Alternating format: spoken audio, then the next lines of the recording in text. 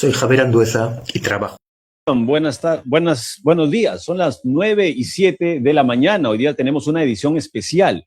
Normalmente salimos los lunes, miércoles y viernes a las 6 de la tarde. Hoy día estamos en esta edición especial, hoy sábado 14 de febrero, y nos acompaña hoy la candidata a la presidencia por Primero la Gente, la doctora Marisol Pérez Tello. Le damos una cordial bienvenida. ¿Cómo está, doctora? Muy bien, Oscar, muy contenta de estar acá. Muchas gracias. Bien, hoy día pues que la tenemos en cabina con Cutibalú, usted está haciendo el recorrido habitual como lo hacen los candidatos, usted también tiene unas actividades luego de esta presentación y pues va a estar también recorriendo algunas otras ciudades, ¿no? Más o menos, ¿cuáles van a ser así muy rápido los sectores que va a conocer también aquí? Bueno, esta es nuestra ruta norte, empezamos en Tumbes ayer, hemos terminado en la frontera y ahora vamos a estar en Piura, presentando a nuestros candidatos a las 10:30 de la mañana. Tenemos una pintatón, vamos a ir a diferentes zonas, vamos a visitar Catacaos.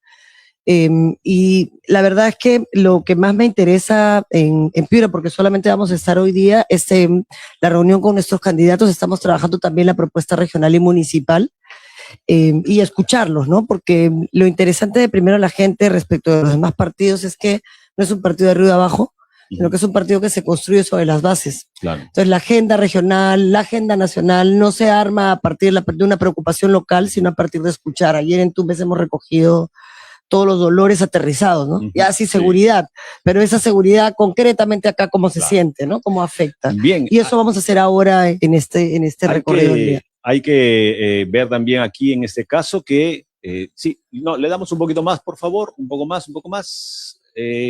Ya. Correcto. En este caso, vamos a mencionar un poco también de su trayectoria, ¿no? Que es importante que la gente conozca, ¿no? Y este programa justamente sale para saber, para que la población sepa quiénes son los que se presentan para los diferentes cargos para este próximo gobierno y pues las propuestas que van a presentar. Bueno, usted tiene 55 años, hay que darlo a conocer a la población, 55 años, postula pues a la presidencia de la República. También es natural de La Valla, en la provincia de Jorge Basadre, en la región Tacna, ¿no? Usted inició actividades como notaria pública en el 99, fue docente de la Facultad de Derecho de la Universidad San Martín de Porres y especialista en especialidad de Derechos Humanos, ¿no? También es presidenta del Centro de Derechos Humanos de esta misma universidad.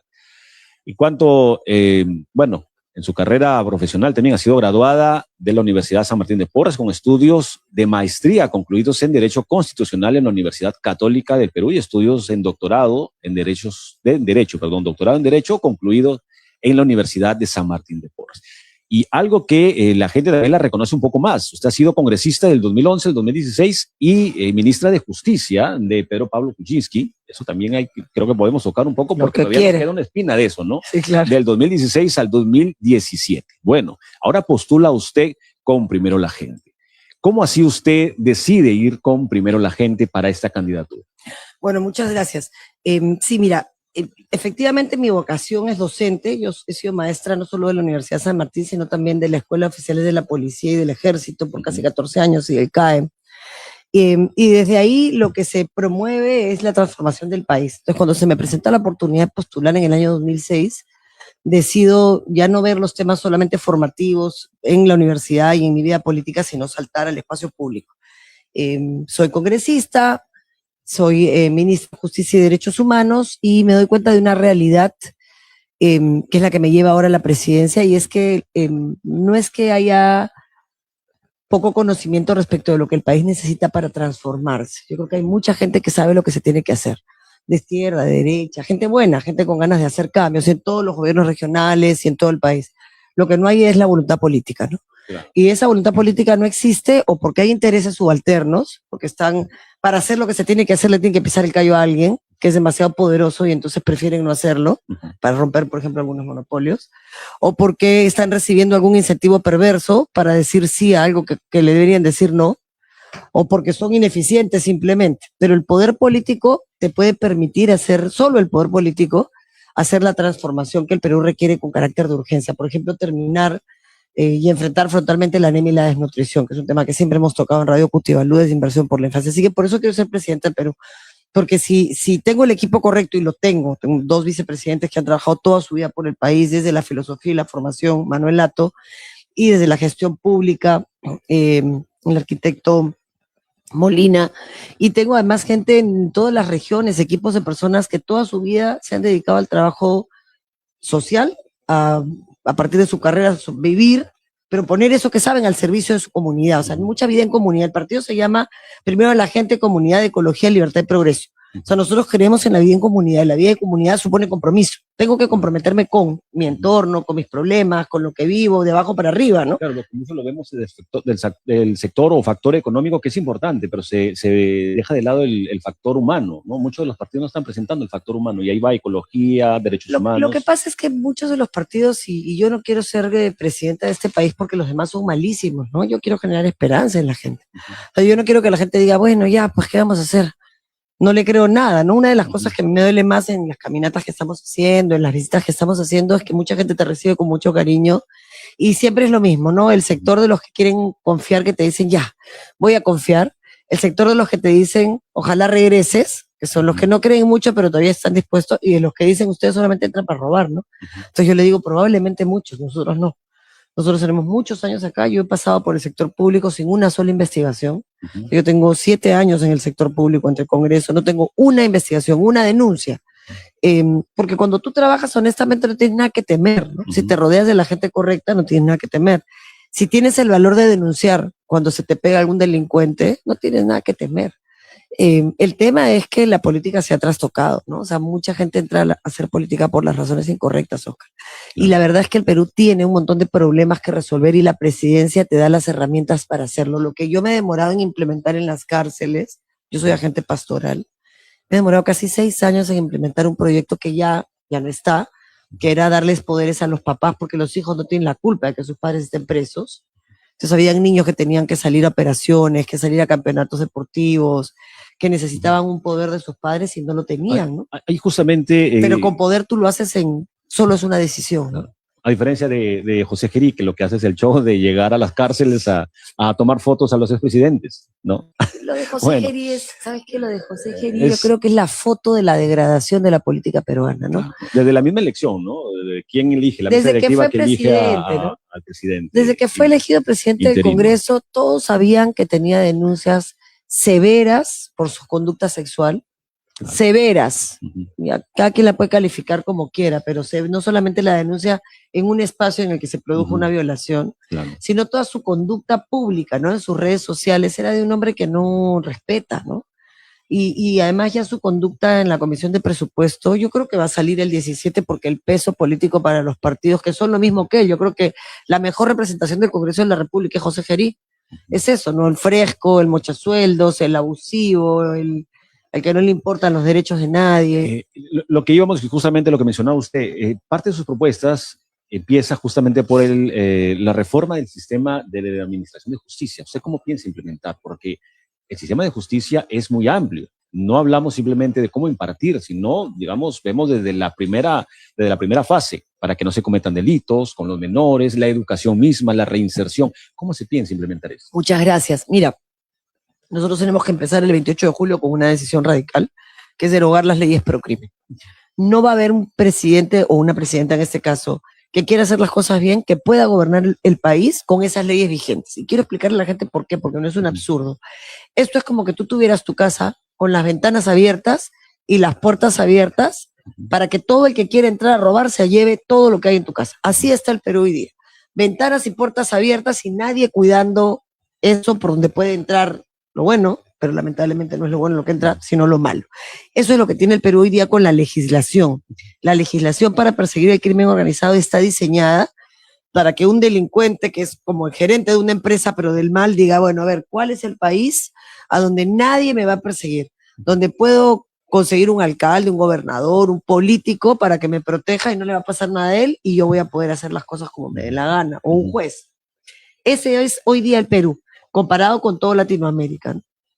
Y eso nos está poniendo en la situación de riesgo que nos está poniendo. Por eso es que en Piura se ha incrementado la explotación sexual infantil, por eso es que se ha incrementado el tráfico de migrantes, por eso es que las zonas de rutas de narcotráfico hoy están con una tasa de muertes inadmisible.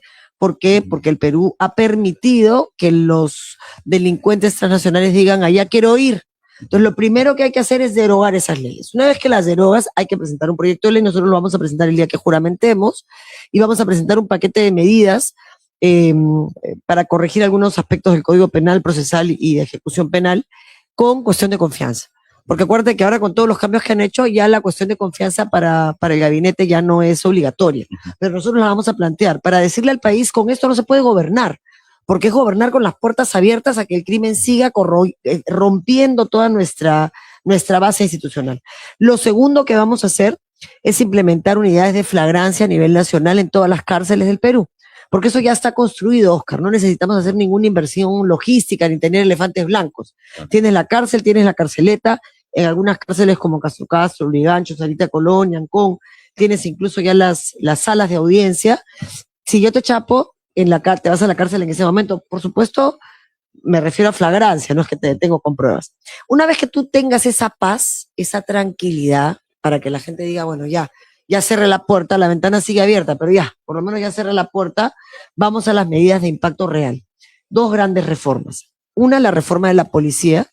Hay que actualizar e implementar el Plan Mariano Santos, purgar la policía, fortalecer, crear y fortalecer con tecnología un espacio de inteligencia policial para llegar antes y no después de que ya la gente está muerta, que ya la mataron, que ya la extorsionaron, y hay que reformar el sistema de justicia. Eso no se hace en un año, no se hace en dos, pero sí se hace en un periodo de gobierno. Yo lo empecé a hacer cuando era ministra, hicimos el Acuerdo Nacional por la Justicia, todos los poderes del Estado, efectivamente toda la parte de prevención, que tenía que ver con el Ministerio de Justicia y el Plan Nacional de Derechos Humanos, que atiende las condicionantes de criminalidad, deserción escolar, violencia familiar, pandillas en los barrios, el Ministerio del Interior, que es el que atiende los barrios, bueno, busca barrios seguros, que atiende todo el tema de delincuencia o de menores que infringen la ley penal.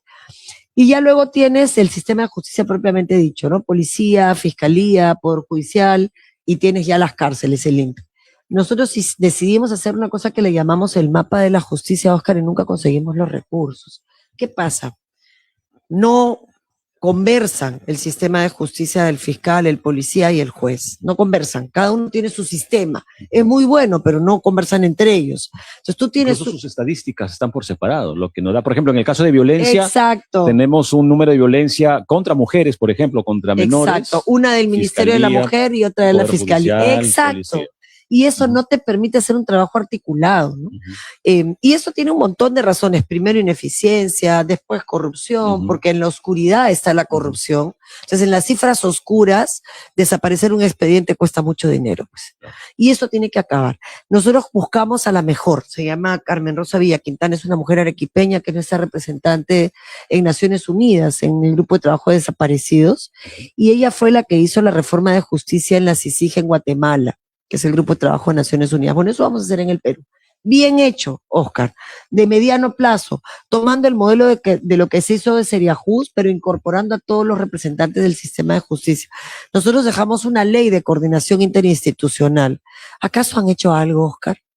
¿Acaso el presidente del Congreso, o el presidente o la presidenta de su momento, o el presidente del Poder Judicial llamaron a esta ley de coordinación institucional, hicieron el trabajo de continuar lo que se inició? No, porque nadie quiere.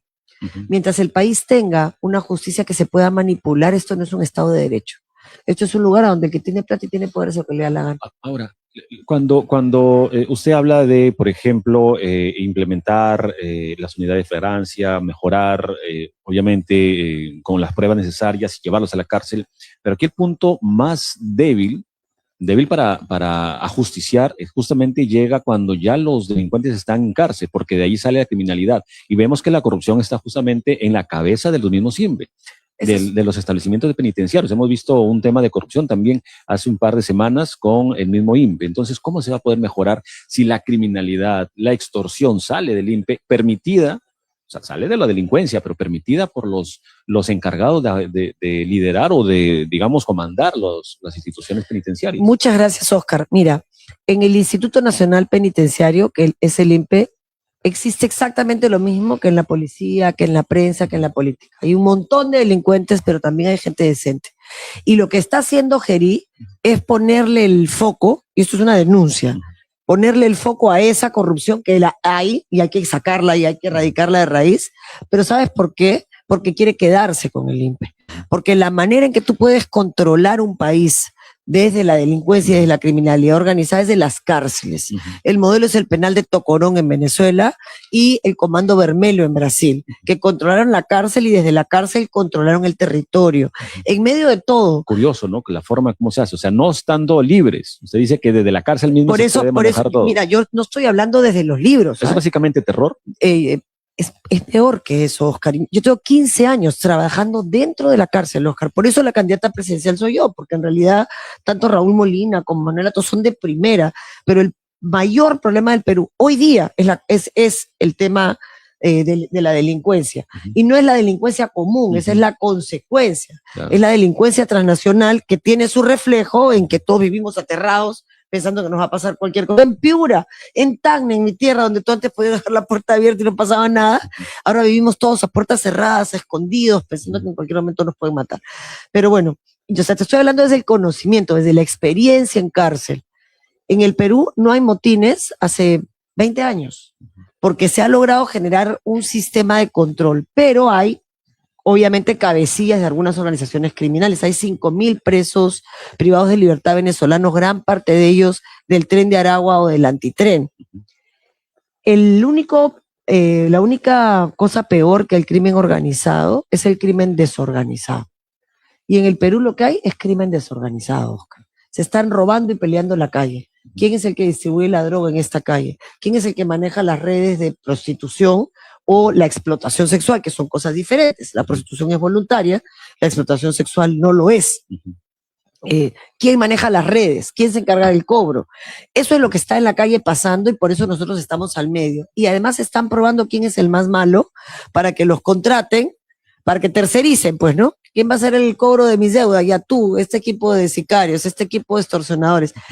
¿Por qué? Porque quieren trabajar con el crimen organizado transnacional, que es el que trae la droga, que es el que trae las mujeres para explotarlas, que es el que trae los migrantes, que es el que lava el dinero a través del Reinfo y lo termina vendiendo en la bolsa de Nueva York. Entonces, las cárceles del Perú necesitan ser administradas por gente que sabe de cárceles. El señor Gerí, que es un sinvergüenza, quiere unir con esta tontería del SUNIR, lo que ha hecho es sacarle había un órgano colegiado. Yo siempre creo en la sabiduría de lo colectivo, así como en mi partido. Antes había un órgano colegiado, que era el Consejo Penitenciario. Entonces tú tenías quien vigile. Hoy día eso ya no existe con el proyecto de ley. Solamente hay una autoridad máxima en la cárcel. Y mucho poder en una sola persona. Peligrosísimo. Demasiado. Tratándose de cárceles, te estoy hablando no de un país de 35 millones de personas con criminalidad. Te estoy hablando de 104,000 personas en la cárcel, de las cuales por lo menos 70,000 tienen una sentencia porque han cometido un delito. O sea, es súper poder que tienes ahí en términos de narcos, en términos de sicarios, en términos de estafadores, es inmenso. Imagínate quién puede decidir a qué penal va. Ya eso es lo de menos. O sea, imagínate que puedan sentar a dos tipos a ponerse de acuerdo en cómo se distribuyen el territorio. La mayor entrega de armas que se ha logrado en el Perú se hizo en Sarita Colonia. En Sarita Colonia se juntó a las dos bandas en el Callao que se mataban y le dijeron, oye, tus hijos se están matando, pónganse de acuerdo, y fue la mayor entrega de armas. Eso que fue bueno, también puede ser muy malo. Y eso es lo peligroso. ¿Y qué cosa dice el proyecto de ley del señor Gerí, que felizmente se va el martes, espero, con la presión ciudadana, porque no es que el Congreso crea en realidad que es lo que necesita el Perú? Ha autorizado, le saca la cabeza al INPE y solamente queda un superpoderoso y te admite que ex policías o ex militares que no saben de cárceles puedan administrar las oficinas regionales, que son a los que ponen los directores en los penales. Oscar, eso es peligrosísimo para el Perú. ¿Qué vamos a hacer nosotros? Vamos a transparentar. Si tú simplemente le pones transparencia al penal como Cajamarca, por ejemplo, Cajamarca no tiene enchufes, se acaban las extorsiones.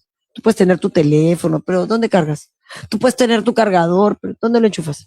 Pero aún así, ¿cómo ingresan todos esos equipos? ¿No? Porque hemos Por visto corrupción. penales. Hay microcorrupción, Oscar. Hay Porque- mucha porque- microcorrupción. Porque digamos que se puede ocultar y hacernos, si fuéramos, digamos, los encargados de seguridad, nos hacemos de la vista gorda porque pasan un celular escondido en un bolsillo. Pero ¿cómo entra un televisor, un ventilador? No, eso entra, no. Los televisores, a ver, los televisores, eso son cosas que los mismos presos se organizan y Ujú. compran un televisor para 100 personas, para Ujú. 80. No es que tengas una suite. O sea, yo conozco Claro. todos los penales del Ujú. Perú, me falta solamente Chayapalca, Ujú. pero todos los demás los conozco por dentro. Y no para la foto como este señor, que todos se arrodillan y me paro en la sala. No. Yo entro a pabellones, Cuando revisaba agendas vacías. pateando la puerta para otro lado. No, es que es un chiste. O sea, para los que estamos adentro y conocemos la cárcel, eso que está haciendo ese señor es un chiste, no sirve para nada. Porque en la cárcel, 8.5 de cada 10 cambian, Oscar. Se resocializan sin apoyo del Estado. Yo quiero decirle algo a la gente, yo lo hago por solidaridad. Yo comprendo que no todo el mundo tiene que sentir solidaridad. Yo lo hago porque estuve preso y viniste a visitarme. Yo lo hago porque creo que es lo correcto. Yo creo que lo hago porque creo que la gente siempre merece una oportunidad. Pero si no lo haces por eso, hazlo por 2 dedos de frente, Oscar. Esa gente va a salir de todas maneras. Entre 10 y 15 años está el grueso de la población penal. Entre 10 y 15 años en la cárcel, salvo terrorismo, que es 25, violación sexual. Pero después la mayoría, todo lo que es patrimonial, entre 10 y 15 años. ¿Quieres que salga mejor o quieres que salga peor? Hazte cargo como Estado. Si ya sabes que 7 de cada 10 no acabaron el colegio, que terminen el colegio. Si ya sabes que son inútiles porque nadie les enseñó nada, enséñales un oficio. Ahora, y la sobrepoblación es otro tema incluso. Ese problema es el más grave, pero se resuelve de otra forma. ¿Para qué metes a la cárcel a un papá, que bueno, no sé por qué le dicen papá, un sinvergüenza que no paga alimentos, pero a un señor que trae un hijo a este mundo y no le pasa los alimentos? ¿A qué lo metes a la cárcel? ¿Para qué? ¿Acaso el niño con eso come? Tú como Estado gastas un montón de plata en darle de comer, en darle un espacio para que Bueno, el duerma. Estado ni siquiera le da tampoco. No es que asume esa ausencia de gasto, ¿no? Él no, le da al preso, no al niño. Claro, exacto. En vez de eso, esa plata que gastas en el sinvergüenza zángano que no le pasa alimentos a su hijo, págaselo al niño. 500 soles es la pensión promedio que gana una mamá que hace un juicio de alimentos. ¿Y qué cosa haces con el que no paga alimentos? Lo mandas a limpiar colegios públicos, lo mandas a limpiar las calles, lo Claro. mandas a barrer los fines de semana con un grillete, que trabaje en la semana, que pague el alimento, los alimentos, y los fines, y si no tiene trabajo, bueno, los fines de semana, que trabaje para el Estado, La ¿no? cárcel va a tener todo fácil y no va a tener que trabajar. Y Y no no va mira, a poder tampoco trabajar. Ocupa espacio, no hace nada, le tengo que dar de comer, o sea, gasto más o menos 39 soles. ¿Vale la pena? Ujú. ¿Para Y el qué? niño no come. Y el niño no come, o sea que no se resuelve ningún problema, mejor mandarlo a trabajar, a ver si la vergüenza por lo menos hace que asuma su responsabilidad Ahora como ya entrar a la papá. cárcel no da mucho miedo, creo, ¿no? Ya es como que me voy a descansar un par de meses. y Para regreso. los delincuentes. Mira, yo que voy tanto, te digo que la cárcel no la entienden hasta después de 4 meses. Los primeros 3 meses en la cárcel creen que van a salir. Sí, porque mi abogado ya está viendo, esa es la típica, ¿no? Además, todos son También. inocentes en la cárcel. Y el abogado también. No, que eso, son unos les pican talas. pajaritos. Uf. Ya. Y además, como están desesperados por su libertad, Claro. la verdad es que es terrible. Pero después de 3 o 4 meses se produce un cambio, ¿no? Ujú. Cuando ya asumen que no van a salir en libertad. Y si tú no les cortas la humanidad, el vínculo con la mamá, con la hermana, claro, eso tienes que mirarlo, Oscar, yo porque lo he visto mucho, hay como un cambio, tú te das cuenta, yo cuando veo, cuando se encuentran con su mamá, con sus hijos, sé si la persona va a poder hacer la transición o no. Ujú. Pero también hay mucha gente que no va a cambiar. O sea, 15 de cada 100 no van a cambiar. ¿Qué haces con ellos? Primero tienes que saber quiénes son. Eso se sabe en la cárcel, Oscar. Todos sabemos quién es quién en la cárcel. Todos sabemos porque por la forma como se conducen, porque son los que mejor se portan, porque todo se hace en la noche, a las 5 de la tarde se cierran las puertas, se cierran los pabellones, empieza la cuenta, salen los colchones por el aire, todo el mundo jala su colchoncito, lo mete en su lado si tiene cama, suerte, y si no, colchón al suelo. En Piura tenemos incluso, en las zonas de calor, tenemos incluso hamacas colgadas en habitaciones donde deberían haber camarote, 2, también terminan habiendo a veces 14 personas, 2 en cada camarote, que no es un camarote, es un camarotito, 2 en Es cada un catre, básicamente. es un catre, normalmente cemento, 2 en cada catre, arriba y abajo, ya tienes 4, en el suelo se echan 3 o 4 más con colchones, a veces si el silo está dentro de la habitación, lo limpian en la noche y ponen un colchón adicional, todos con su botella, Ujú. y tienes una hamaca o 2 hamacas colgadas, o sea, es en verdad, ahí tienes 4, sí, Depende, ¿no? Imaginarse el hacinamiento de las cárceles no es precisamente el grupo de gente aglomerada en el patio. El hacinamiento real y crudo es cuando es... A las 5 de la tarde, cuando ya la van cuenta. a dormir, cuando ya están en Exactamente, este porque ahí se encierra 2x2. todo el mundo. Ahora, yo no estoy contando esto para que tengan pena, porque yo comprendo que, No, es la realidad. que la gente nos hace, o sea, muchos de esos delincuentes Y es una hacen, falla del sistema, pero justamente. totalmente, tú crees, mira, el trabajo que hacen las iglesias, la fraternidad carcelaria, los grupos que hacen agentes pastorales, en mucho ayuda a eso. Yo hice un programa que se llamó Cárceles Productivas. Todo el mundo tiene que trabajar en la cárcel.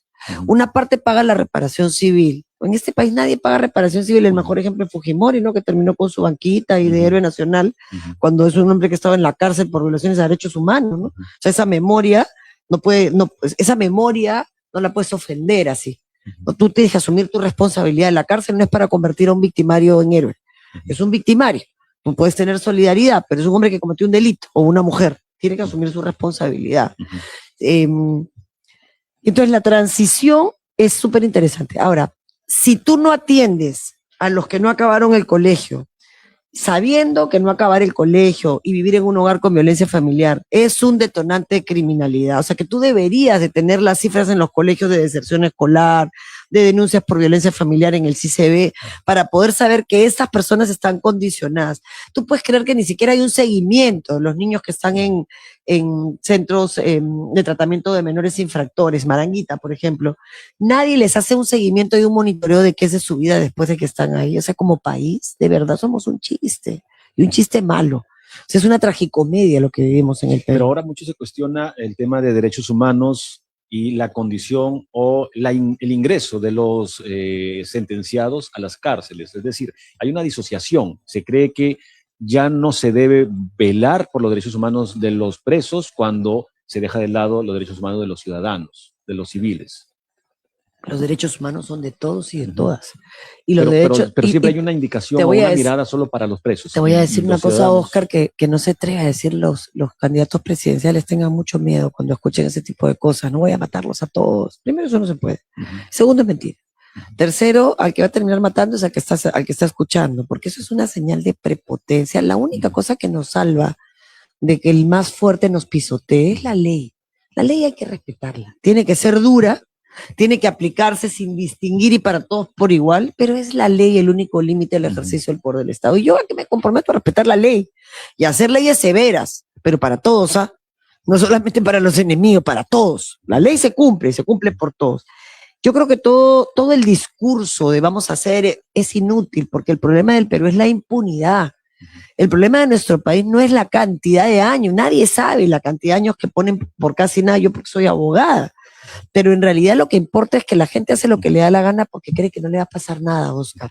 Que siempre va a poder estar por encima de la ley, que siempre va a poder librarse porque tiene un amigo, porque el tío es coronel. Por eso esta cosa tan peruana de, ¿tú sabes, hijo, de quién soy? Que es una guachafería, ¿no? No debería de importar. Yo creo que la cárcel no se entiende. Me hace recordar con su comentario a una periodista en Lima cuando decía, llama al general del aire. Y bueno, trataba de menospreciar el trabajo de los policías, pero sobre todo ir en una clara intención de influencia, ¿no? Una influencia obviamente. Además eso es delito, ¿no? Pero fuera de eso te das cuenta que en la cabeza de todos hay un ¿quién me puede hacer? En las mismas, ya voy a decir un ejemplo horrible, por el que todos hemos pasado alguna vez, las camas de salud, ¿no? Las camas en el hospital Rebagliati. O sea, siempre es, oye, ¿conoces a alguien? Claro, se te está muriendo la persona que tú amas. Y sabes que solamente si tienes a alguien que te ayude a conseguir una cama, la vas a conseguir. Eso no puede ser, Oscar. Eso es un país que no funciona. El país tiene que funcionar. La gente tiene que saber que el que está en la cárcel va a haber severidad, va a tener su televisor, sí, va a tener su televisor porque yo lo autorizo como Estado, porque si no desde las 5 de la tarde hasta las 6 de la mañana del día siguiente, ¿qué hacen? O sea, prefiero que estén mirando televisión a que estén planificando cómo fugarse o cómo hacer el robo del siglo, ¿no? Claro. O sea, por lo menos los tienes que mantener vinculados a la realidad, Oscar, a través de su visita familiar. Entonces sí, creo que la política hace que la gente comience a tratarnos como idiotas a los electores. Ah, la frase, ¿no? Oye, un ratito, somos gente que piensa, gente que... Y yo por eso es que no le voy a faltar el respeto nunca a los ciudadanos que nos escuchan. Yo quiero que sepan que nosotros queremos en cárcel ya, pero cárcel que funcione, cárcel que sea eficiente. Sistema de justicia que realmente te dé la tranquilidad de vivir en paz, ¿no? Bien, son las 9:37 de la mañana, doctora. Nos vamos a una pausa, por favor, Donde y ya quieras. regresamos con más en esta entrevista cara a cara con la política edición hoy día sábado. Ya volvemos.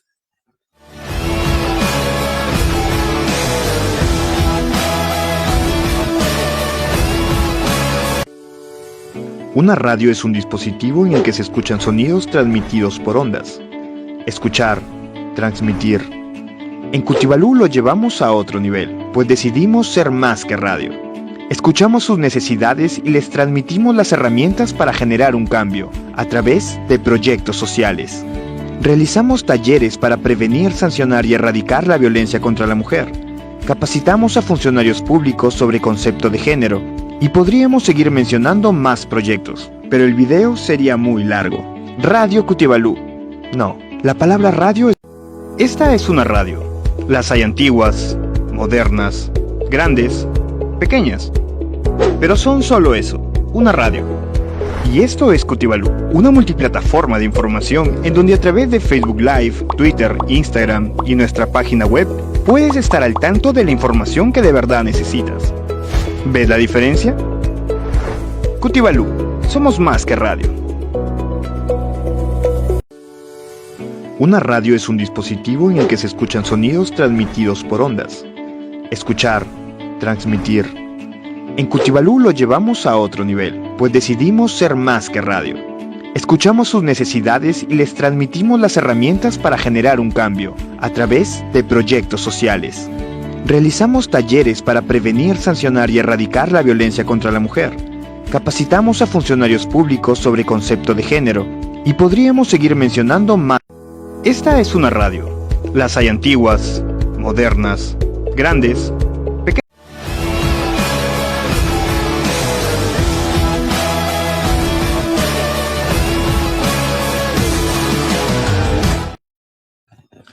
Bien, son las 9:39 de la mañana. Continuamos con más en esta entrevista cara a cara con la política y nos acompaña hoy día Marisol Perestello, candidata de Primero la Gente, que se va pues a la candidatura a la presidencia de la República. Bien, doctora, hablábamos ampliamente sobre el tema de esta reforma en el sistema de administración de justicia, que como vemos es un tema amplísimo, pero que sobre todo es el corazón para cambiar la forma y la metodología de cómo debe conducirse el país. Y que no se tiene que entender, Oscar, como debilidad. En el tiempo que fui ministra se implementó una política que se llamaba mano abierta y mano cerrada. De hecho, yo entraba a los penales con la mano abierta y la mano cerrada. Y los chicos respondían, los privados de libertad respondían igual.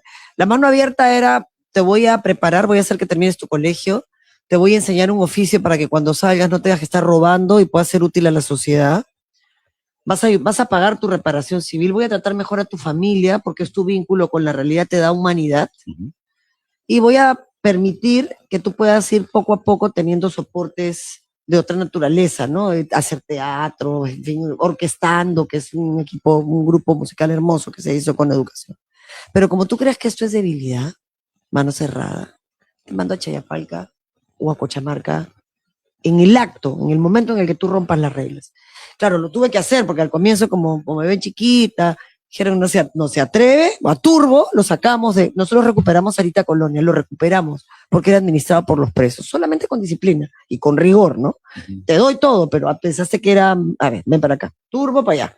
Recuperas porque hay la facultad, el poder hay que usarlo, pero hay que usarlo bien, hay que usarlo sin abuso.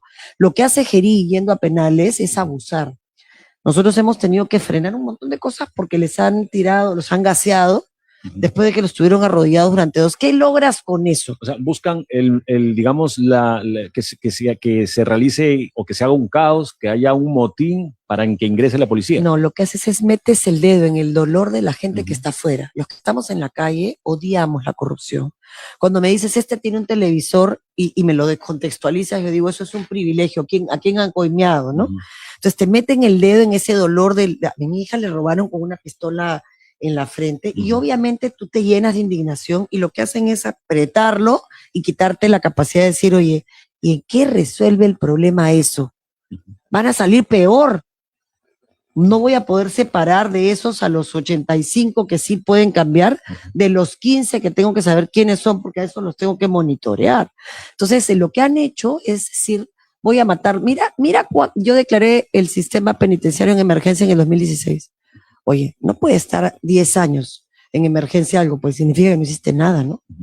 No puede ser Está que... como el reinfo. Está como el reinfo, todo mal, pues, porque si tú reconoces que hay una situación de emergencia, supone que entra todo el Estado y corrige en 6 meses, en un Por año. algo en la emergencia, porque se evitan o Evitas consecuencias. Y se ajustan y se acortan los procesos. Y que No pueden ser en exactamente. 10 años. Mira, nosotros creemos que tiene que declararse en emergencia la anemia y la desnutrición a nivel nacional, pero si en un año no lo has cambiado, ¿para qué?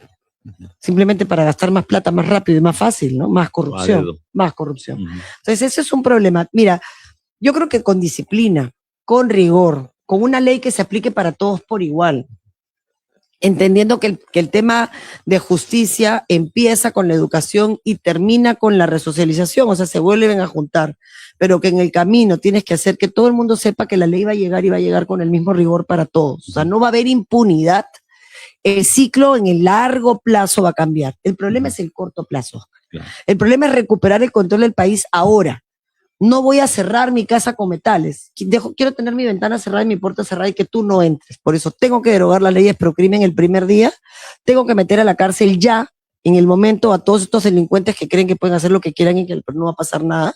Y entonces decir, ya, a ver, ya nivelamos la cancha. Bueno, ahora, segundo momento, empecemos a hacer la transformación que se necesita hacer para una policía especializada, para un INPE con una cámara. Tú agarras a los INPE y les pones una cámara de televisión en su cotidiano y se acabó el problema. En su uniforme. Sí, claro. Claro, porque eso queda registro de todo lo que está haciendo, ¿no? Exactamente.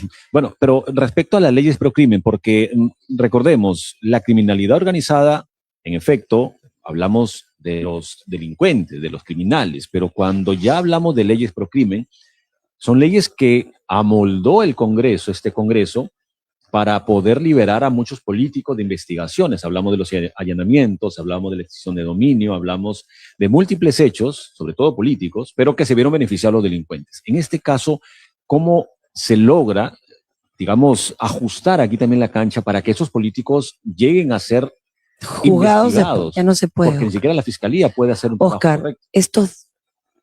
Esta gente que nos gobierna, lamentablemente, ha generado un espacio de impunidad que ya es irreversible.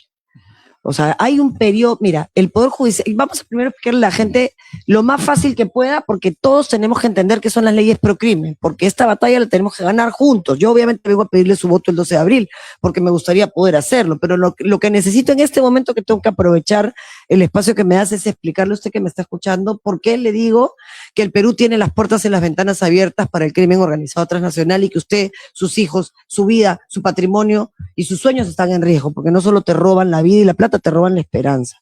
Mira, lo primero que han hecho, si tú eres un delincuente y vienes y te robas todo acá, no importa, te puedes quedar con tu plata, porque ya no hay extinción de dominio. ¿Qué significaba la extinción de dominio? Que si tú aparecías con una casa de $1 millón y no me decías de dónde habías sacado la plata, yo te quitaba la plata. Después investigaba si eso era porque eras un proxeneta o porque eras un narcotraficante. Bueno, tú no, cualquier otro.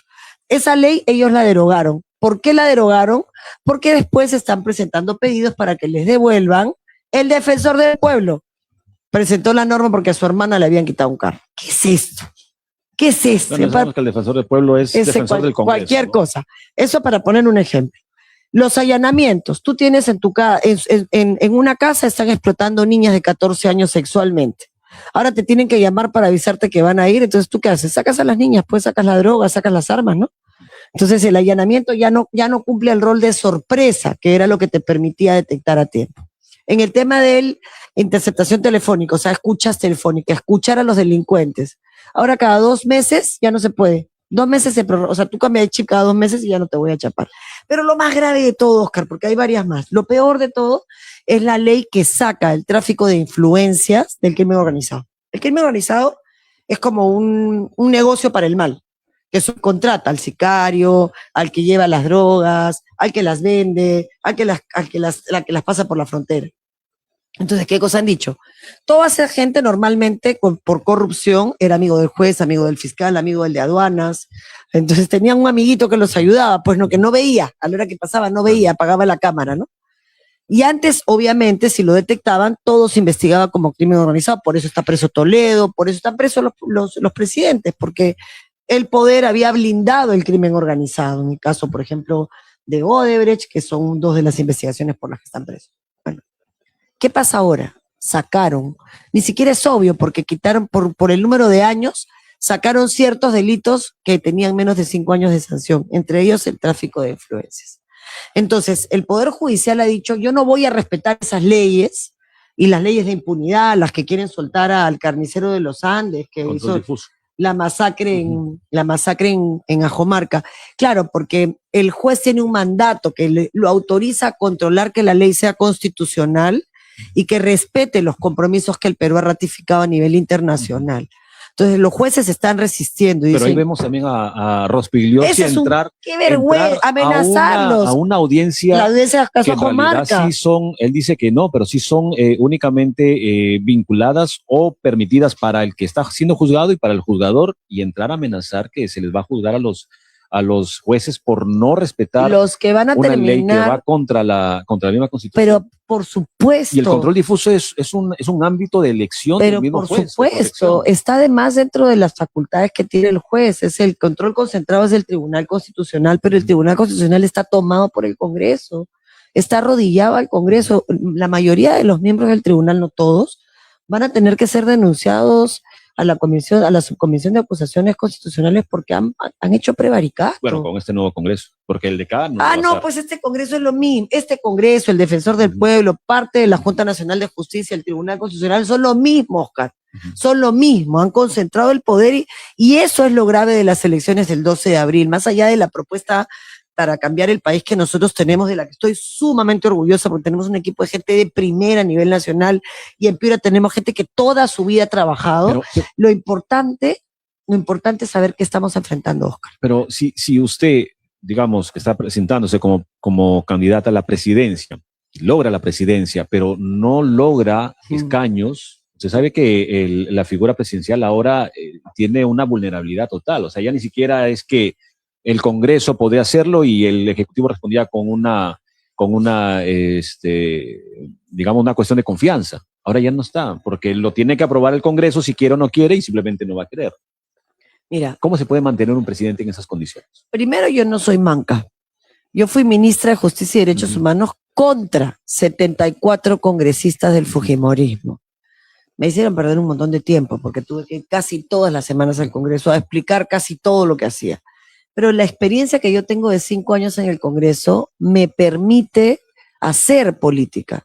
Y el arte de la política es llegar a lo que es posible. El arte del activismo es llegar a lo que se debe llegar. El activismo llega hasta donde se debe, la política hasta donde se puede. Yo he logrado presentar la ley de consulta previa la primera semana del Congreso y conseguimos los votos. Todos. Esa norma se aprobó casi por unanimidad. Al inicio de mi gestión y al cierre de mi gestión como congresista logré que se aprobara la ley de búsqueda de personas desaparecidas. Cosa increíble. ¿Cómo haces? Trabajas políticamente. Esta gente no trabaja políticamente, esta gente pacta, compra votos, hace acuerdos de impunidad. Eso no es hacer política. Yo creo que vamos a tener que hacer política fina. Sentarte, conversar, identificar qué gente que no tiene la menor idea de lo que es la política no quiere ser un títere pero del crimen organizado. Las dos cámaras ya, o sea, lo hacen más complejo porque todo va a estar en manos del Senado. Sí, pero tú necesitas tener una Cámara de Diputados, por eso es que nosotros tenemos candidatos a diputados que tienen mucha experiencia de trabajo, tanto en organizaciones sociales como en organizaciones juveniles, ¿no? Para hablarte, para hablarte solamente de Piura, ¿no? La cabeza de lista de nuestra lista de diputados, Jacinto Yaxahuanca ha sido dirigente estudiantil, dirigente universitario, él es literato, escribe libros de poesía preciosos, pero además es abogado y él tiene un trabajo sostenido en defensa de derechos. O sea, gente como él en el Congreso, en el Parlamento, es la gente que te garantiza que vamos a poder primero tener una Cámara de Diputados capaz de representar a la ciudadanía, con voces suficientemente fuertes como para poder sostener o contener la democracia, que es lo que queremos. Y vamos a llevar al Senado a gente que tiene más experiencia, pero que nos permita hacer la defensa institucional que queremos, ¿no? Y nadie ha dicho que esto va a ser fácil, Oscar, pero nada bueno es fácil. Pero lamentablemente ya ni siquiera hablamos de que no va a ser fácil para los que participan en las elecciones, no va a ser fácil ni para el ciudadano en el momento de la elección. Eso es lo más trágico. Por la complejidad del... Me imagino del voto, del tiempo, de la misma cédula. Ahora veníamos y de las propuestas engañosas también que tenemos en esta candidatura. Tomamos desayuno ahora en la mañana en Juanita, en el mercado, con los muchachos del partido de Piura. Bueno, son muchachos porque la mayoría de ellos son bastante más jóvenes que yo, y eso a mí me da mucha alegría, ¿no? Porque es la generación que va a tomar la posta. Hay un par de mi edad, pero la mayoría son cuarentones, treintones, gente que quiere pelear por su país y por su región. Eso es muy, muy inspirador. Y estaba justo con Esperanza, estaba mirando, quería tener el orden correcto, ¿no? Pero Esperanza es una joven que está en su segunda carrera, que toda su vida ha defendido Tambo Grande, toda su vida, es una luchadora social. Esa mujer ha estado dispuesta a poner su vida siempre, y va a estar dispuesta a poner su vida por el Perú. Enrique Cruz es un neurólogo, un médico, que también ha trabajado toda su vida desde lo social, a partir de su profesión, y quiere poner todo eso al servicio del país. Diana Calle. Diana ha sido una representante de las personas con discapacidad en Piura, ha sido símbolo muchos años, y ella quiere representar eso, representar ese país olvidado, ¿no? Y Asael comparte su vida en Lima y en Piura, pero no se olvida jamás de sus orígenes. Es un muchacho que trabaja y ha trabajado toda su vida por una participación en condiciones de igualdad, ¿no? Por enfrentar la desigualdad, igual que Giovanna, igual que Julio. Entonces tenemos gente buena. ¿Cómo lo vamos a hacer? Me preguntas, Oscar. Como se hacen las cosas en países democráticos, con mucho diálogo, con respaldo de la ciudadanía, porque solos no podemos, informando permanentemente qué cosas se está haciendo. Y así como ahora vamos a lograr que saquen a Gerí, ¿por qué no lo quieren sacar? El fujimorismo, el malcriado Rospigliosi, yo de verdad no podía creer lo que decía. Yo no desconozco a ese hombre, no sé, el Rospigliosi joven debe estar avergonzado, escondido en un cuarto a oscuras, ¿no? Porque o guardado. No sé qué, me parece que de verdad, que lo hubieran poseído, ¿no? Rospigliosi fue un hombre que hizo batallas por los derechos humanos. ¿Qué le pasó? O sea, qué horrible llegar a viejo y en vez de que tengas la sabiduría que te dan los años, la comprensión, la mirada larga, la falta de vanidad, te conviertas en un tipo colérico, capaz de no reconocer lo que es una violación a derechos humanos, que ensucia el uniforme. Ayer estuvimos en Tumbes y fuimos a ver la tumba de Chamochumbi, que está completamente abandonada en la mitad de la nada, en el caserío de Lechuga. Y decíamos, estos son los verdaderos héroes, ¿no? No el carnicero de los Andes que le metió una granada a 26 niños en Ajomarca y que lo van a soltar ahorita. Y que los defiende Rospigliosi. Que Rospigliosi va y se para frente a los jueces, eso para mí... Pero es que eso es parte del pacto, ¿no? Esta es la intención de simplemente cubrir y no dejar que la ley avance. No, yo lo que creo que Rospigliosi quiere es que las militares voten por él, y yo te lo digo como militar, yo soy capitán de la Reserva del Ejército, y he sido profesora de la Academia de Derechos Humanos del Ejército, de las Fuerzas Armadas por 15 años, y he sido maestra de 3 maestrías de Derechos Humanos del CAEM. O sea, conozco a militares de verdad, que para ellos honor y gloria, que hacen honor al uniforme. ¿Qué? Sabe poner freno a los hombres. Pero por supuesto. Es lo más fácil, eso es lo más fácil. Mira, en la vida yo creo que la conducta de la gente es la que la define, no un minuto, es su trayectoria. Pero ¿no? es una decepción en realidad escuchar ahora a Rospigliosi y no que no reconozca, sino que no quiera aceptar que hay una violación a derechos humanos. Pero eso es una negación a partir del poder, Oscar, porque está ahí. O sea, la gente tiene que caminar un poco en Ayacucho y los muertos están gritando pidiendo justicia. Claro. Es como lo que estamos viviendo ahora con Puno y con Ayacucho. No es un tema ideológico. La gente dice los muertos. ¿Qué muertos? Si no se murieron de un paro cardíaco, los mataron. Y cuando tú matas un grupo de gente por reclamar, tienes que responder por eso.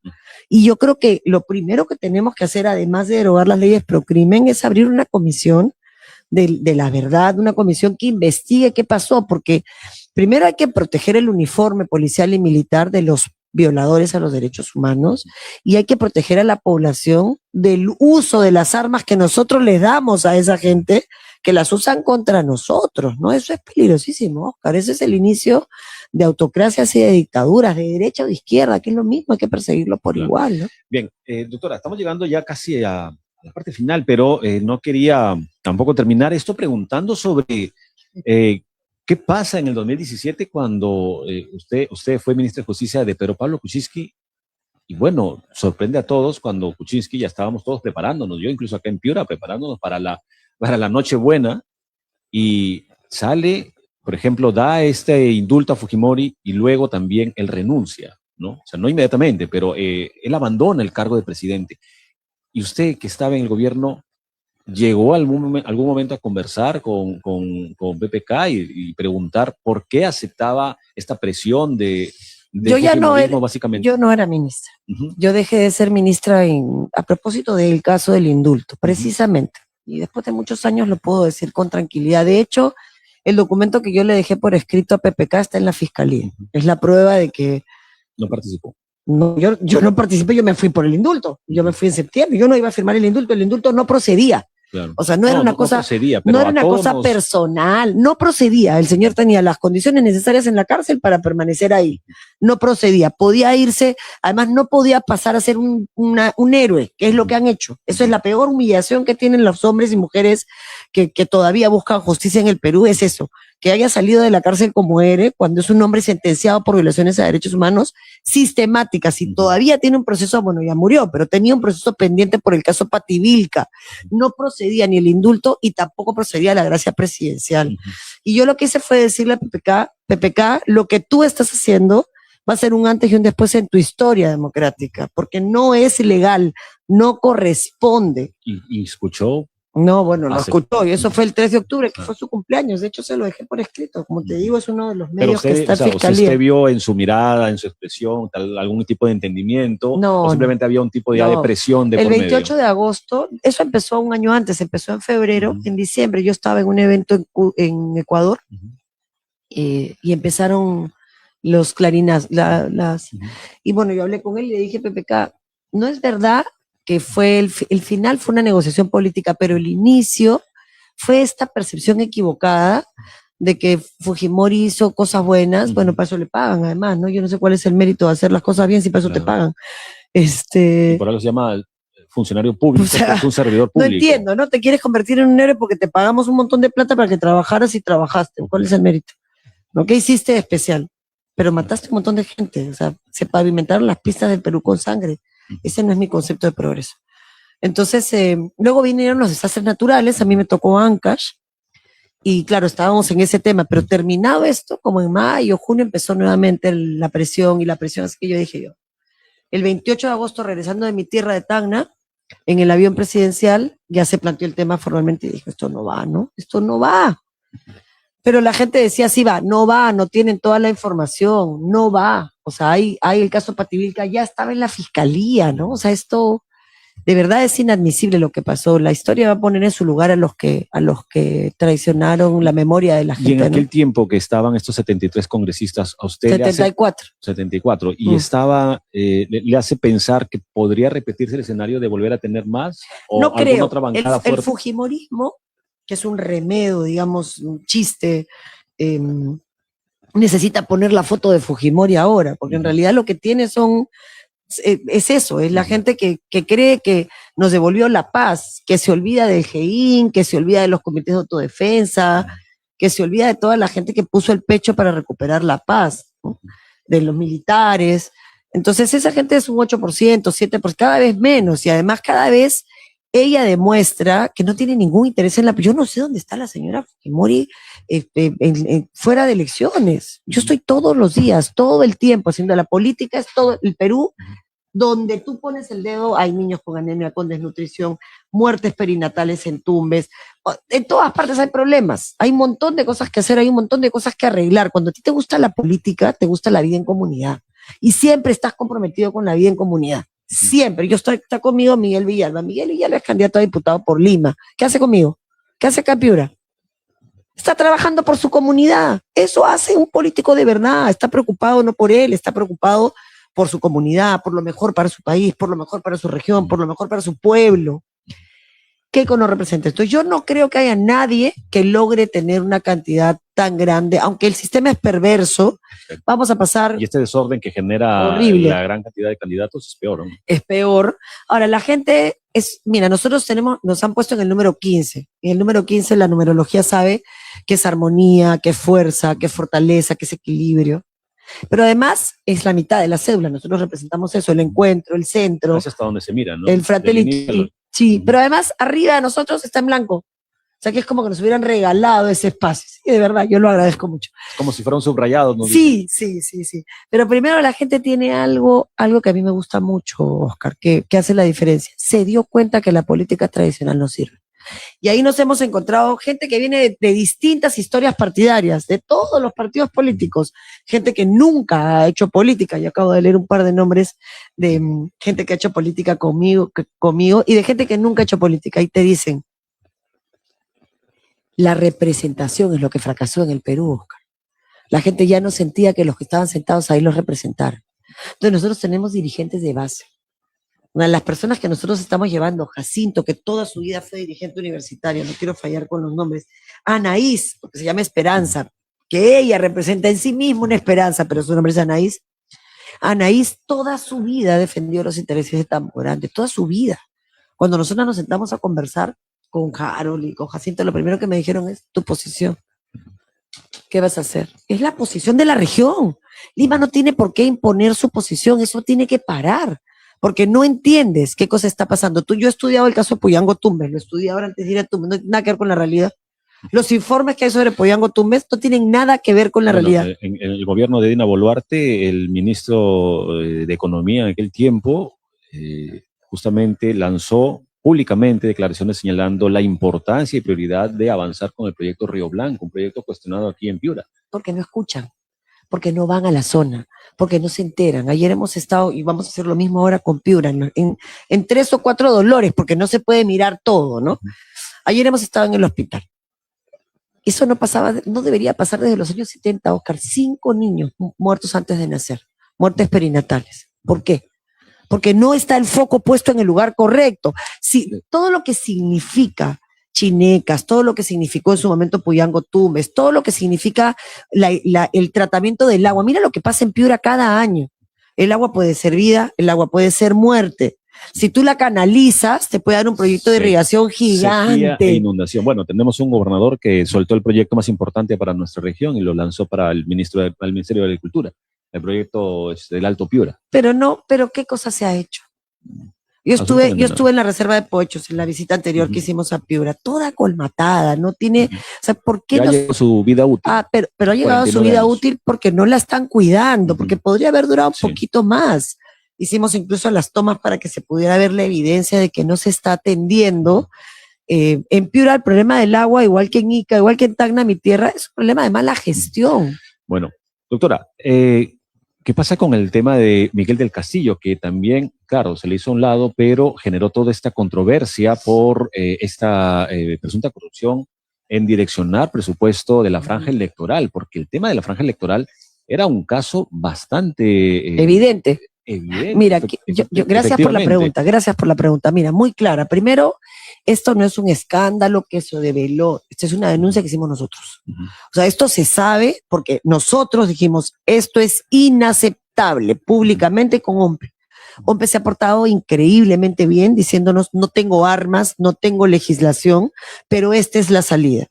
¿Qué pasó en corto? Miguel del Castillo, que era militante del partido, nosotros estamos ya iniciando todas las acciones para que esté donde tiene que estar, que es fuera del espacio político. No va a ser candidato. No, eso ya está resuelto. Él no va a ser candidato, ya no es autoridad política del partido, no ocupa ningún puesto, está desvinculado del partido hasta después de las elecciones y estamos haciendo los procesos internos en ética, esperando que termine de cerrar lo de la franja para tener toda la información. OMPE nos ha pedido que acreditemos que nosotros no lo autorizamos para que él sea asignado a sí mismo o a una empresa vinculada a él indirectamente más de 400,000 soles, casi la tercera parte de la franja de nuestro partido. Y nosotros ya le escribimos a OMPE, esto ha sido el 23 de enero, nosotros no queremos esa franja y tampoco queremos que le pagues, porque nunca la autorizamos. ¿Y ahí qué va a hacer la OMPE? Miguel ¿Revertir? Villalba, que está acompañándome, nuestro secretario de Comunicaciones, tiene todo documentado. Cómo es que le dio las claves, porque él era el que tenía la experiencia, no había ahí nada pero raro. la OMPE, ¿cómo va a resolver? Nosotros estamos esperando, nos ha pedido que acreditemos que no lo autorizamos, ya lo acreditamos con toda la prueba de que él ha hecho lo que ha querido y que nosotros no sabíamos hasta que fuimos a OMPE el 23 de enero y le hemos pedido que regrese la plata y somos el único partido que le ha dicho que la plata regrese porque yo no lo autoricé, acá está la prueba. ¿Y cómo se enteran ustedes para hacer esta denuncia? Porque Miguel, nosotros hicimos una reunión, Miguel Villalba lideró un equipo de comunicaciones que puso los criterios. ¿Cuál es el medio más escuchado en la región? A Piura le preguntamos, oye Harold, oye Jacinto, ¿cuál es el medio que más se escucha en la región Piura? Porque yo sé en Tacna, ¿no? Que es Radio 1 y bueno, algunas radios con las que yo trabajo, pero queríamos objetividad. El candidato local, ¿cuál es el medio nacional de mayor alcance en tu región? Y ahí establecimos criterios sin nombres. Jamás se nos ocurrió que Miguel del Castillo iba a pensar que eso le daba a él el derecho. Él dice que le dimos un margen de discrecionalidad. Que decidiera lo que quiera. Eso es mentira, porque estaban los criterios y la discrecionalidad no era entrégate a ti mismo el 30% de la plata, ¿no? Eso jamás se nos ocurrió. Ahora, cuando él le damos las claves, él las cambia de inmediato. Bueno, eso puede ser para seguridad. Y Miguel se las empieza a pedir. Dame las claves, todo está documentado, hay un acta notarial, es lo que le hemos entregado a OMPE. Y Miguel nunca le entrega las claves. Siempre había una excusa, no puedo, no tengo tiempo, ya voy a llegar mañana. Miguel en esa acta reconoce que él es el que cargó el sistema, porque además es verdad, se podría probar con el IP, pero no es necesario porque él lo reconoce. Él dice, ya está, ya terminé. Bueno, mándanos el reporte. No se puede. No tiene que haber un botón para... Bueno, no mintió. Cuando ya no lo pudimos, no nos daba la información, fuimos, estudiamos la norma. Si tú ves la norma es súper complicada, pero no importa, la estudiamos. Y detectamos que se había asignado más de 400,000 soles, fuimos a OMPE y ya con OMPE terminamos de armar todo, ¿no? OMPE nos dio toda la información, todas las facilidades, nos dijo acredítenme que él no lo autorizó y estamos esperando. Y ahí se dieron cuenta que en Nativa estaba todo. Sí, claro, y ahí cortamos, ¿no? En ese momento denunciamos públicamente en un foro internacional de Tejiendo Ciudadanía de PNUD, mandamos la carta para renunciar a la franja, iniciamos las gestiones para pedirle su renuncia, porque por los plazos era muy difícil abrir el proceso en ética en ese momento. Él renunció, una persona vinculada a él, que también estaba vinculada al medio, también renunció a su candidatura. Y bueno, nosotros estamos en otro momento, y eso vamos a hacer, Oscar, cuando seamos gobierno. Claro. No importa qué tan cerca estés, si haces algo que no es correcto, te vas. Y si lo que no es correcto es delictivo, te vas a la cárcel, ¿no? Porque creemos que eso tiene que ser así, ¿no? Bueno, doctora, el tema sobre la casa del padre de Milagros Jáuregui. ¿Cuál es su lectura de esta situación donde ya ni siquiera hablamos de una violencia explícita a las víctimas, aunque Milagros Jáuregui cree en su mente que las víctimas solo son los niños que han nacido de estas menores violadas? Pobre mujer, ¿no?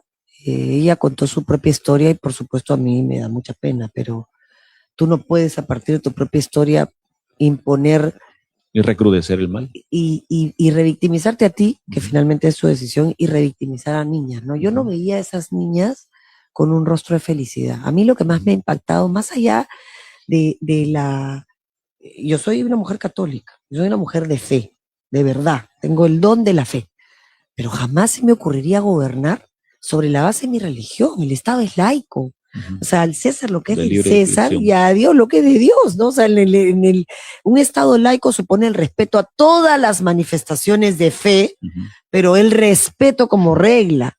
Y la señora Jáuregui, en esa foto terrible, dolorosa, avergonzada, de niñas que no estaban felices y sonrientes, de niñas escondidas, refleja todo lo que ha hecho. Jáuregui ha aprobado más de 11 leyes que retroceden en derechos de las mujeres, que tienen que ver con la igualdad de género. Pero bueno, esa misma casa del padre es básicamente susceptible a algunos presupuestos en las que participa. Ha hecho muy bien el ministerio.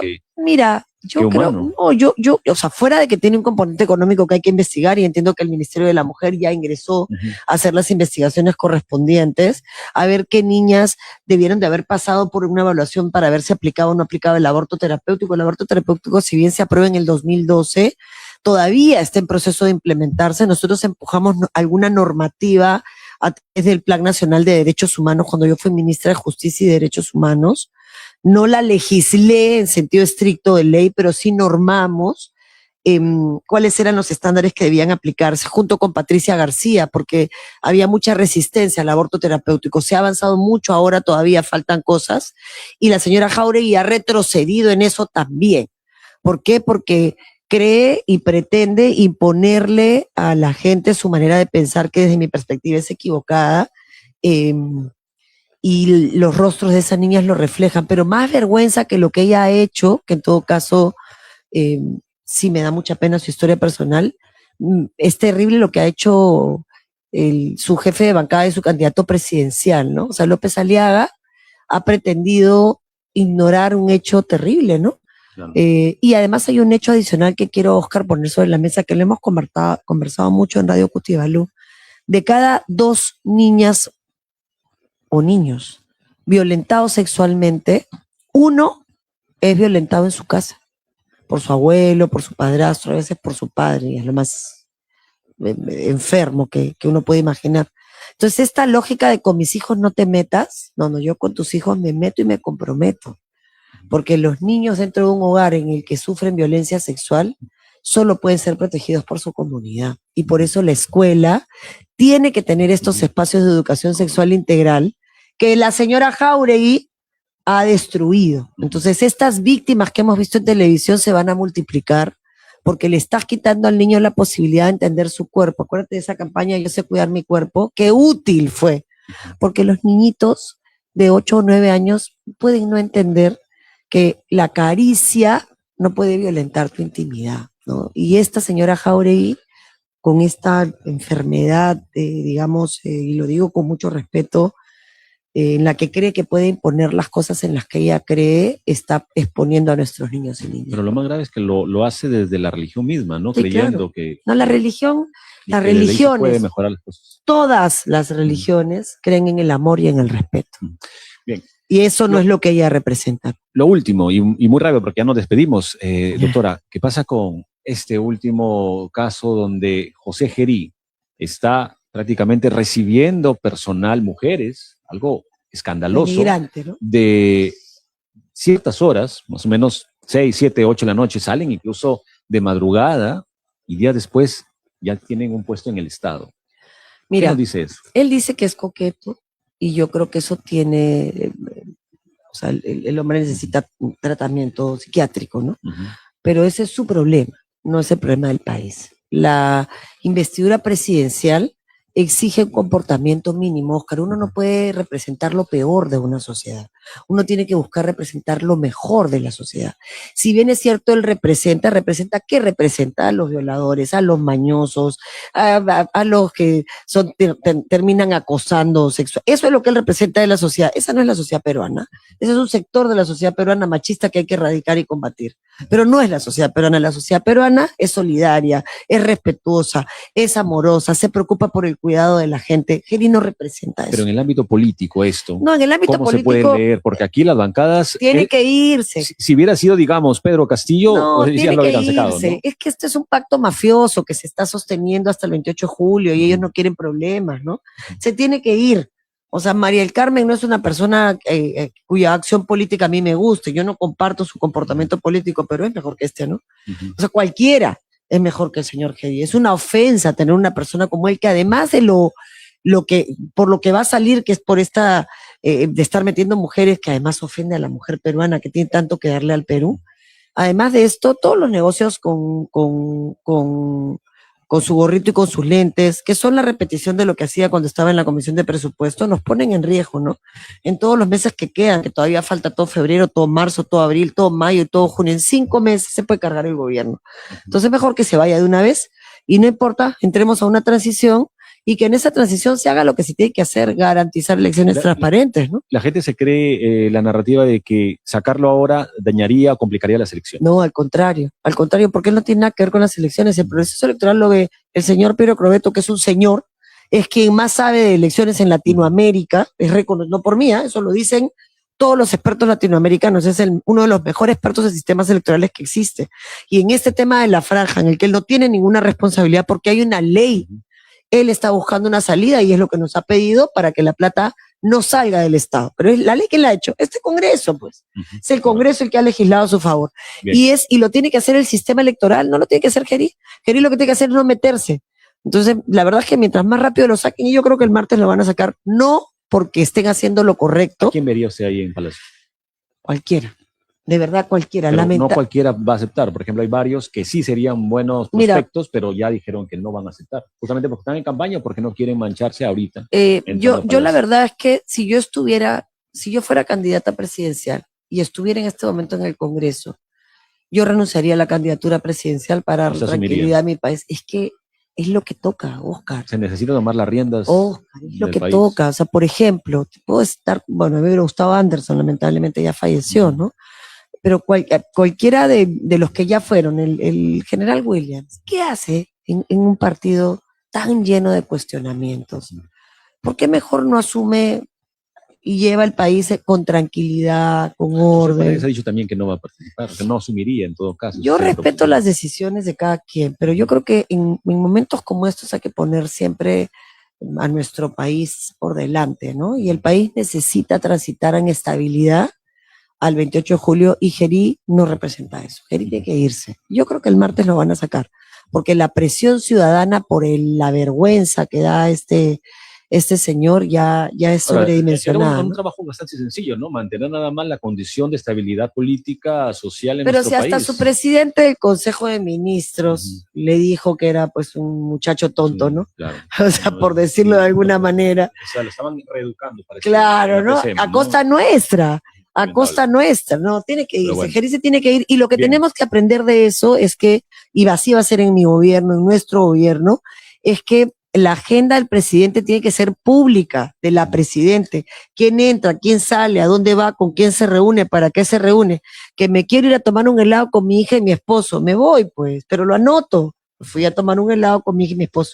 Ya, pero si te encuentras en esa heladería con alguien, lo consignas. ¿Cuál es el problema?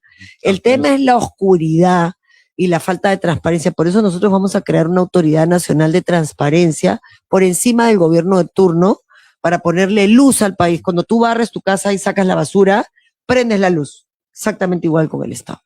Okay. Bien, doctora, hemos llegado ya al final de esta entrevista en Cara a Cara con la Política, y usted tiene, como todos los candidatos que han llegado por aquí, tiene 30 segundos para que aquí en esa cámara diga a la población, diga a la audiencia, muy rápido, por qué partido se está presentando y también el cargo al que está postulando. Adelante. Soy Marisol Perestello, tagneña, postula a la presidencia de la República. El 12 de abril te pido que nos des un voto de confianza, pero también un voto vigilante, y marques primero la gente, que no solamente es el nombre de nuestro partido, es también nuestro símbolo, pero sobre todo es nuestro mandato. Primero estás tú, tus necesidades, y un Estado a tu servicio que cuide, que proteja, que mire un norte común. Muchas gracias. El 12 de abril, primero la gente. Muy bien. Muchas gracias, doctora, por haber estado con nosotros esta mañana. Y hoy, sábado 14 de febrero, pues nos despedimos de esta edición especial en Cara a Cara con la Política, y nos reencontramos el día lunes a las 6 de la tarde. Mi nombre es Óscar Altamirano, y que tengan un buen día.